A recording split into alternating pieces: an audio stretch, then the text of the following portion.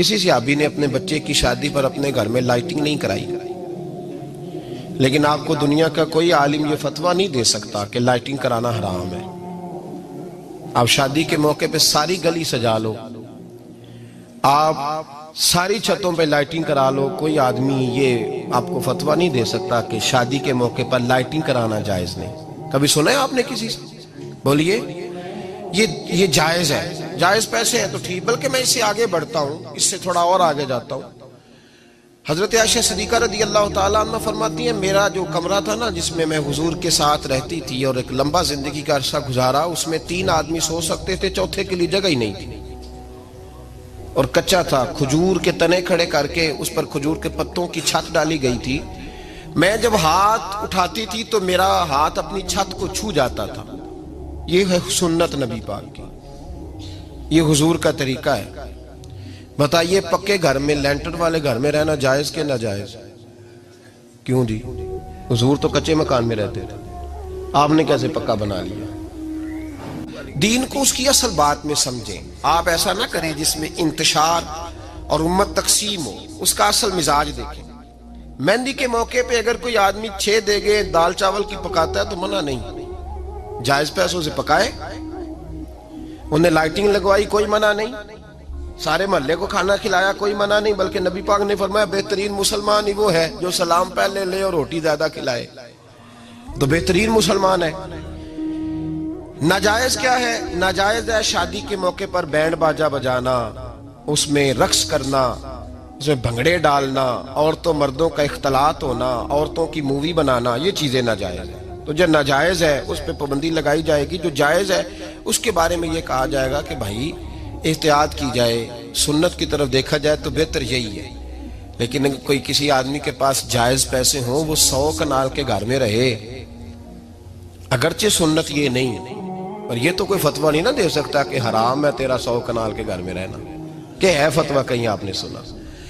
तो हमारे यहाँ तकलीफ का मामला ये है। देखे मेरे भाई, किसी भी सहाबी ने, बड़े दर्द के साथ बात कर रहा हूं और ये मेरा दर्द है, मैं दर्द से अपने दिल को, अपने ईमान को हाजिर नाजर कह के बात कर रहा हूं। उम्मत बट जाती है हर मौके पे यार, हर जगह ही तकसीम हो रही है उम्मत मुस्लिमा। हर रोज कुछ ना कुछ फतवे ऐसे मिल जाते हैं जिसमें दरारें पड़ती हैं। किसी सहाबी ने किसी मस्जिद के अंदर इश्तिहार छपवा के, ऐलान करा के दरसे कुरान कराया है कभी? सीरतुन नबी का जलसा, खत्म बुखारी, मदरसे का दस्तार फजीलत का जलसा, आपने इश्तिहार पढ़े हैं ना? ये सारे मकातिब फिक्र के होते हैं कि नहीं होते? किसी सहाबी ने इस तरह, वो तो रोज दरसे कुरान देते थे, लेकिन इस तरह इश्तिहार छपवा के, पोस्टर लगा के, और मिस्र से किसी सहाबी को स्पेशल बुलवा के या यमन से बुलवा के मस्जिद के अंदर कभी दरसे कुरान के इज्तिमात कराए, सीरतुन नबी के जलसे, खत्म बुखारी के? ओ भाई, ये सारी चीजें हुजूर के सहाबा की सुन्नत से मुरवजा अंदाज में साबित नहीं। मुझे बता मेरे भाई, मैं दर्द के साथ तुझसे सवाल करता हूं कि सीरतुन नबी के जलसे में तू पेशावर से मौलाना बुलाए, पिंडी से बुलाए, तू गुजरात और कराची से लोगों को बुला करके अगर सीरत का जलसा कराए और तू उसमें एक आदमी को कराची से बुलवाया जा रहा है तो तूने उसको 20,000 की टिकट भी दी और इश्तिहार पे भी जलसे पे खर्च हुआ, फिर लंगर भी पका, खाना भी तूने खिलाया, ना तुझे कोई बेवा याद आई, ना तुझे कोई मिस्कीन याद आया, ना तुझे कोई गरीब याद आया?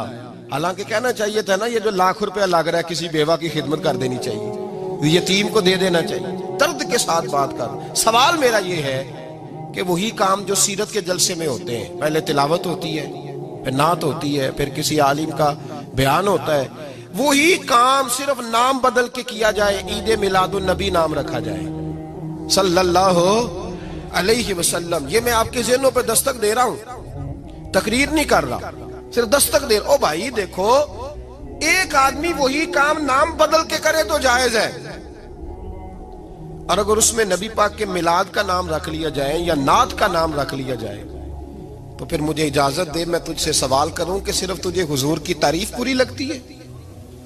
फिर मुझे इजाजत दे कि मैं तुझसे पूछूं कि सिर्फ तुझे नात अच्छी नहीं लगती?